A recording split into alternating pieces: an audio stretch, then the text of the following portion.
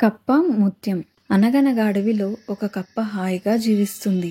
ఒక హంస దానికి పరిచయమైంది. కొద్ది రోజుల్లోనే అవి ప్రాణమిత్రులయ్యాయి. ఓ రోజు కప్ప కొలనులో తామరాకు పైన తేలుతూ హంస ఒడ్డున నిలబడి మాట్లాడుకుంటూ ఉన్నాయి. ఈలోగా ఎటు నుంచి వచ్చాడో ఓ వేటగాడు హంస మీదకు హఠాత్తుగా వల విసిరాడు. వలకు చిక్కిన హంస విలవిలలాడింది.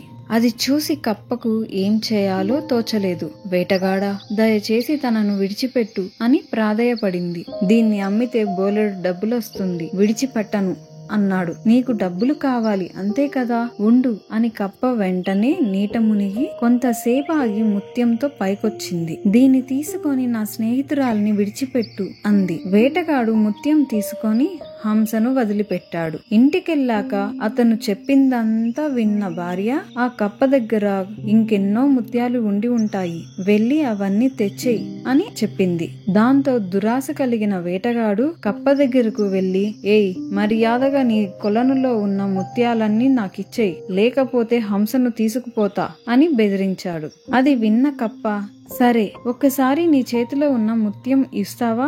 అది చూసి అచ్చం అలాంటివే తీసుకొస్తాను అని అడిగింది.